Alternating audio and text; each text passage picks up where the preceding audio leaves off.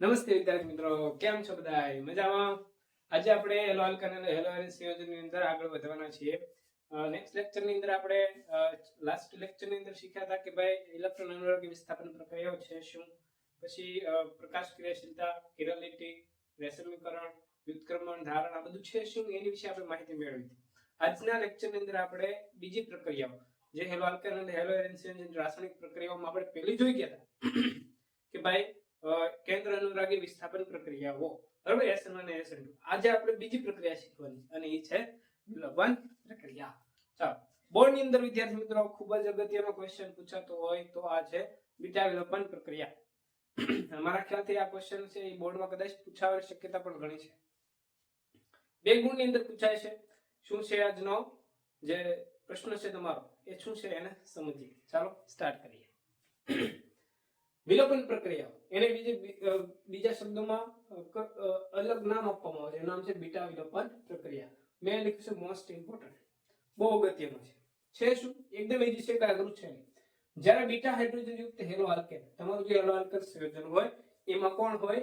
Beta hydrogen. હવે સાહેબ આ ખબર કેમ પડે કે બીટા હાઇડ્રોજન કોને કહેવાય? તો એ તમને કહી દઉં કે તમારું જે આલ્કાઇલ હેલાઇડ સંયોજન છે, બરાબર, આલ્કાઇલ હેલાઇડ સંયોજન છે, જે હેલોજન પરમાણુ જે કાર્બન સાથે જોડાણ એને આલ્ફા કહેવાય, એના પછીનો જે કાર્બન એને શું કહેવાય? બીટા કહેવાય. તો એ બીટા કાર્બન સાથે જોડાયેલો જે હાઇડ્રોજન હશે એ બધા શું થયા? તો કે સાહેબ બીટા હાઇડ્રોજન, બીટા હાઇડ્રોજન અને બીટા હાઇડ્રોજન. એટલે શું કીધું કે જ્યારે બીટા હાઇડ્રોજન યુક્ત હેલો આલ્કેનને આલ્કોહોલિક કેઓસ સાથે ગરમ કરતા બીટા કાર્બન પરથી, એટલે કે આ બીટા કાર્બન પરથી હાઇડ્રોજન અને આલ્ફા સ્થાન પરથી ક્લોરીન, એટલે કે ભાઈ હેલોજન પરમાણુ દૂર થઈ આલ્કીન નિપજ બને છે. આ પ્રક્રિયાને બીટા વિલોપન પ્રક્રિયા કહે છે, બરાબર. આ પ્રક્રિયાને વિલોપન અથવા બીટા વિલોપન પ્રક્રિયા કહે છે. જો જનરલી થાય છે તમને ખ્યાલ તો આવી જ ગયો છે કે આલ્ફા કાર્બન છે એના પર રહેલો હેલોજન પરમાણુ, બીટા કાર્બન છે એના પરનો હાઇડ્રોજન પરમાણુ બંને જોડાઈને શું બનાવી નાખે? HCl અણુ દૂર થઈ જાય છે. તો સાહેબ ખબર પડી તમને કે અહીંયા છે કાર્બનની સંયોજકતા ઘટી, અહીંયા પણ કાર્બનની સંયોજકતા ઘટી, બે સંયોજકતા ઘટી, એનો મતલબ આ જે બંને કાર્બન રહેલા છે એની વચ્ચે શું આવી જાય? ડબલ બોન્ડ આવી જાય. ખ્યાલ આવી ગયો? તો આજે તમારી બંને નિપજ એને કહેવાય આલ્કીન નિપજ. કઈ નિપજ બની છે? તો કે ઇથીન. ખ્યાલ આવ્યો તમને? તો કે ભાઈ આવી પ્રક્રિયા કે જેનાથી બીટા હાઇડ્રોજન યુક્ત હેલો આલ્કેન હોય એમાં રહેલી કેઓસ સાથે પ્રક્રિયા કરો તમે તો હાઇડ્રોજન પરમાણુ અને આલ્ફા સ્થાન ઉપરથી હેલોજન પરમાણુ, આ હાઇડ્રોજન પરમાણુ ક્યાંથી? બીટા હાઇડ્રોજન, બીટા કાર્બન દૂર થઈ અને જે નિપજ બને છે એને શું કહેવાય? આલ્કેન નિપજ બની, એને કહેવાય બીટા વિલોપન પ્રક્રિયાઓ. ઓકે, ચાલો શીખીએ આગળ. પણ સાહેબ આ તો વાત થઈ કે કોઈ પણ હેલોજન પરમાણુ હોય તમારો હેલો આલ્કેન, એની પાસે બીટા હાઇડ્રોજન છે સાહેબ બે હોય તો સાહેબ બે હોય કઈ રીતે? જો શીખો. જ્યારે એક કરતા વધુ બીટા હાઇડ્રોજન ધરાવતા સંયોજનમાં નીચે મુજબ પ્રક્રિયા થાય. એટલે એક કરતા વધારે બીટા હાઇડ્રોજન હોય તો શું કરવાનું? શું કરવાનું જો ચેક કરો. અહીં મેં તમને એક પદાર્થ આપ્યો છે.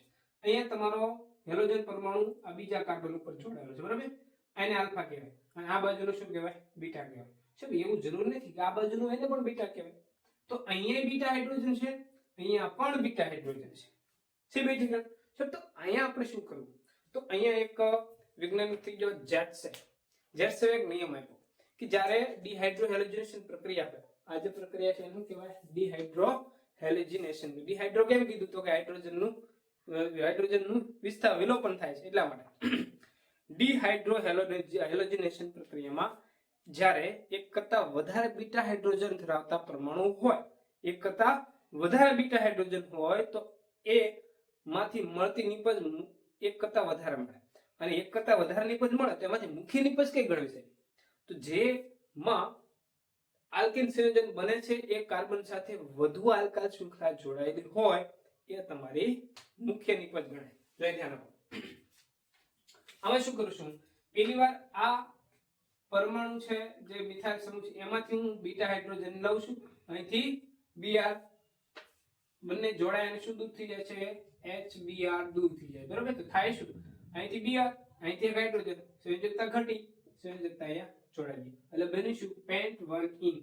જો વિદ્યાર્થી મિત્રો અહીંયા જે દ્વિબંધ ધરાવતા જે કાર્બન પરમાણુ છે આ બાજુ એક પણ આલ્કાઇલ શૃંખલા નથી, આ બાજુ એક જ શૃંખલા છે. રેડી? હવે એવી શક્યતા થાય કે આપણે બીટા હાઇડ્રોજન અહીંથી દૂર કરો તો થાય શું, તો કે સાહેબ આ કાર્બન અને આ કાર્બન વચ્ચે શું આવે, ડબલ બોન્ડ આવે. તો જો જે દ્વિબંધ ધરાવે છે એ બાજુનું કાર્બન અને આ બાજુ બે બાજુ આલ્કાઇલ શૃંખલા જોડાય છે. આમાં બે આલ્કાઇલ શૃંખલા છે, જ્યારે આમાં કેટલી છે આલ્કાઇલ શૃંખલા? એક જ છે. તો જેસે કીધું કે ભાઈ દ્વિબંધ ધરાવતા કાર્બન પરમાણુ સાથે જેમાં વધારે આલ્કાઇલ શૃંખલા જોડાયેલી હોય એ તમારી મુખ્ય નિપજ ગણાય. તો આમાં એક છે, આમાં બે છે, તો કઈ ગણાશે તમારી મુખ્ય નિપજ? તો કે આ કેટલી ટકા મળે છે? 81% અને આટલી મળે છે 19%. ખ્યાલ આવે વિદ્યાર્થી મિત્રો? તો આ બીટા વિલોપન પ્રક્રિયા હતી. તમને આશા રાખું કે સરસ રીતે આવડી ગઈ છે અને તમે આ ખાસ કરીને પાકી પણ કરી નાખજો. બીજી પ્રક્રિયા છે આપણે શીખવાની છે એ છે ધાતુ સાથેની પ્રક્રિયાઓ. છે શું ધાતુની પ્રક્રિયા? ચાલો શીખી લઈએ. ધાતુ સાથેની પ્રક્રિયા વિદ્યાર્થી આપણે પહેલી પ્રક્રિયા છે વિલોપન પ્રક્રિયા ભણ્યા. હવે ધાતુ સાથે કઈ રીતે પ્રક્રિયા કરે છે એ સમજીએ. અમુક આલ્કાઇલ હેલાઇડ સંયોજનો છે, જેવા ખાસ કરીને આલ્કાઇલ ક્લોરાઇડ છે, બ્રોમાઇડ છે, આયોડાઇડ છે, એ ધાતુ સાથે પ્રક્રિયા કરી, એમાંથી ખાસ કરીને કઈ ધાતુ? તો કે મેગ્નેશિયમ. એ ધાતુ સાથે પ્રક્રિયા કરી કાર્બન અને ધાતુ સાથેનો એક બંધ બનાવે છે. એ બંધ બનાવતા સંયોજનોને કહેવાય કાર્બધાત્વિક સંયોજનો.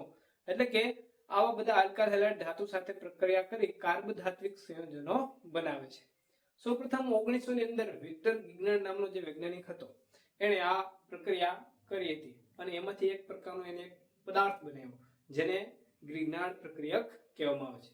શા માટે ગ્રિગ્નાર્ડ પ્રક્રિયક કહેવામાં આવે? કારણ કે એને બનાવ્યો. જો આપણે બનાવ્યો તો આપણે નામ ઉપરથી એવું પ્રક્રિયકનું નામ આપે. બરાબર? વિચાર કરો, તમારું નામ જોડી દો આગળ. ચાલો, તો એ વિક્ટર ગિગ્નાર્ડે છે કઈ રીતે પ્રક્રિયા કરી એ છે આપણે સ્ટેપ બાય સ્ટેપ ભણીએ. બરાબર? શીખો કે ભાઈ વિક્ટર ગિગ્નાર્ડે 1900 ની અંદર RMgX ની શોધ કરી, જેને ગ્રિગ્નાર્ડ પ્રક્રિયા કહેવાય. R એટલે આલ્કાઇલ શૃંખલા, Mg એટલે ધાતુ છે મેગ્નેશિયમ, અને X એટલે હેલાઇડ સંયોજન છે. બરાબર? ટૂંકમાં તમારો કોઈ હેલાઇડ પરમાણુ છે. ઓકે, કઈ રીતે પ્રક્રિયા કરે જોઈએ. આ તમારો આલ્કાઇલ હેલાઇડ ની અંદર ક્લોરાઇડ, બ્રોમાઇડ કે આયોડાઇડ કોઈ પણ લઈ શકો. તો અહીંયા બ્રોમાઇડ લીધો છે, એની ધાતુ સાથે પ્રક્રિયા કરી. શેની અંદર? કે માધ્યમ યાદ રાખજો, શુષ્ક ઇથર ની અંદર પ્રક્રિયા કરી તો થયું શું? આ જે Mg છે બરાબર, સીધો અહીંયા આવી શું થઈ ગયો? જોડાઈ ગયો. અને આ જે વચ્ચે અહીંયા આવીને જોડાઈ ગયો.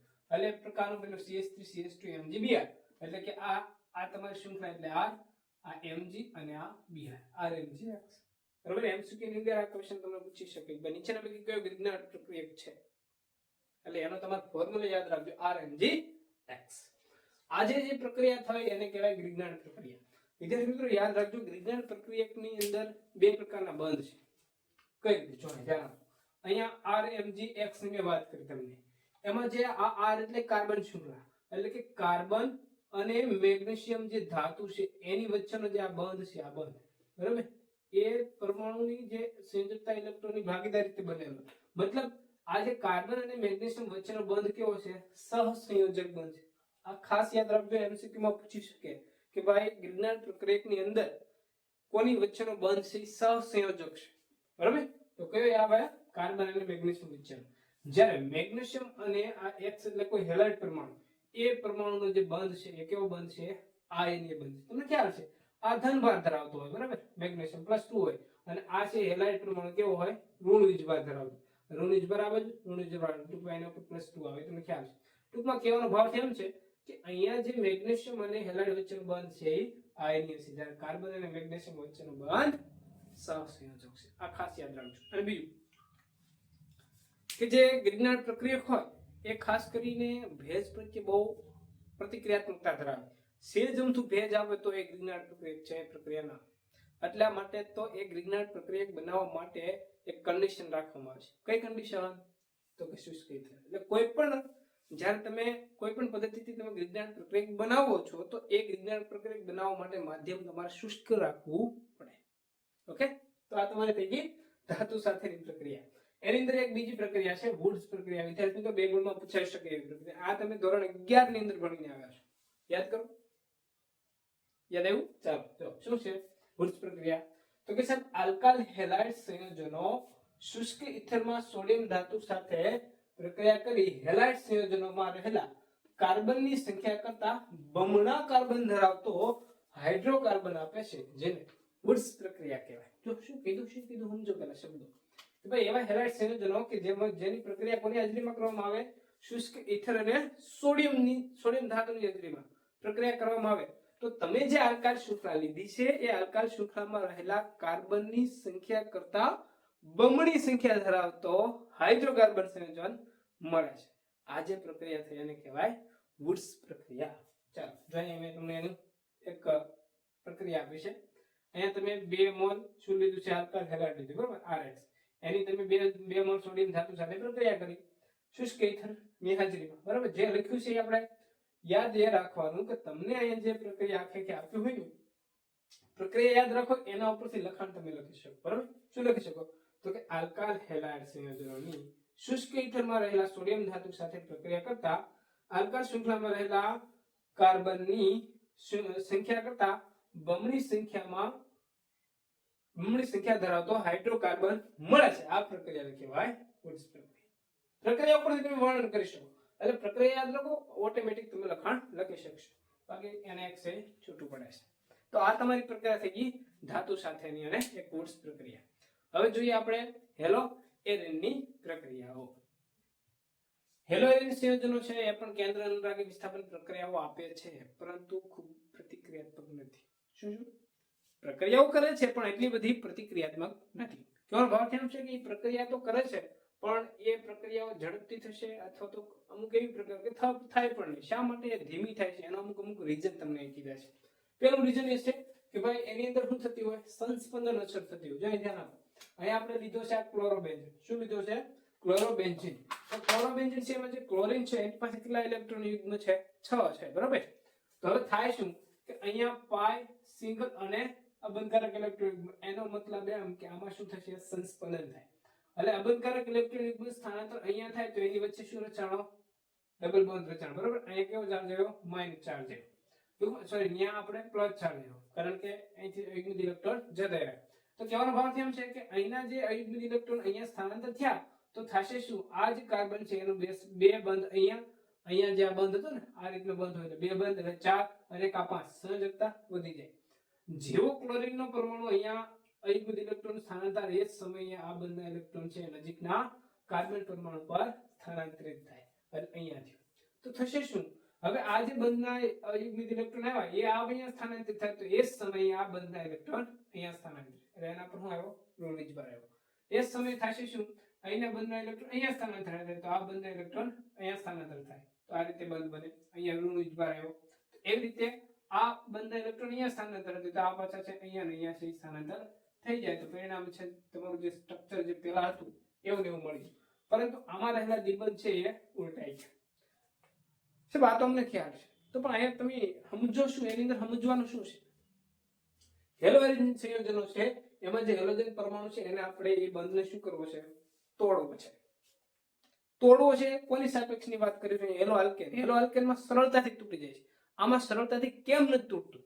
અહીંયા તમે જોશો કે હેલોજન પરમાણુ જે બેન્ઝીન રિંગ સાથે જોડાયેલો છે એમાં થોડી ઘણી વાર પણ એની વચ્ચે શું આવે છે, દ્વિબંધ આવે છે.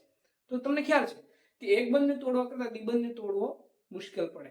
પરિણામે આ જે હેલો એરિન સંયોજનો છે એ આ પ્રક્રિયાઓ પ્રત્યે કેવા છે, ઓછા પ્રતિક્રિયાત્મક છે, બરાબર. બીજું રીઝન શું એનું, તો કે 6 બંધમાં રહેલા કાર્બન પરમાણુના સંકરણમાં તફાવત. તમે જોયું છે કે આલ્કેન સંયોજનો છે એમાં કાર્બન અને હેલોજન વચ્ચેનો જે બંધ છે એમાં રહેલો કાર્બન છે કેવું સંકરણ ધરાવે છે, sp3, અને એ બંધની બંધ લંબાઈ તમને આવે છે 177 pm, બરાબર. તો એ સમયે હેલો એરિન છે અહીંયા કાર્બન હોય ને, આ કાર્બન અને હેલોજન માં રહેલા જે કાર્બન છે એનું સંકરણ શું છે, sp2 છે. જો અહીંયા કયું છે sp3.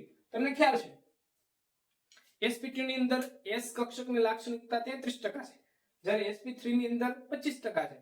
તો જેમ s કક્ષકની લાક્ષણિકતા ટકાવારી જેમ વધે ને એમ એની વિદ્યુત ઋણતા વધે. વિદ્યુત ઋણતા વધે એટલે એ બંધના ઇલેક્ટ્રોનને શું કરી રાખે, ખેંચી રાખે. પરિણામે એ બંધને આપણે તોડવો હોય તો ઉર્જા વધારે આપવી પડે. કોની સાપેક્ષે, હેલો આલ્કેન. એટલા માટે ક્રિયાશીલ મતલબ કેન્દ્ર અનુરાગી પ્રક્રિયા સાથે ઓછા પ્રતિક્રિયાત્મક છે.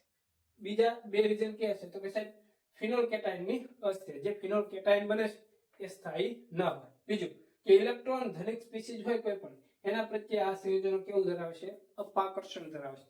એના કારણે આ સંયોજનો છે એ કેન્દ્ર અનુરાગી પ્રક્રિયાઓ છે એ કરતા નથી. તેમ છતાં એ હાઇડ્રોક્સિલ આયન સાથે અમુક પ્રકારની પ્રક્રિયાઓ કરે છે. જે કરે છે કઈ પ્રક્રિયાઓ છે એના વિશે આપણે શીખી લઈએ. આ જે પ્રક્રિયાઓ છે વિદ્યાર્થી મિત્રો એ તમને પરિવર્તનની અંદર પૂછી શકે એમ છે, એટલે જરાક ધ્યાન આપી દો. ચાલો શીખી લઈએ.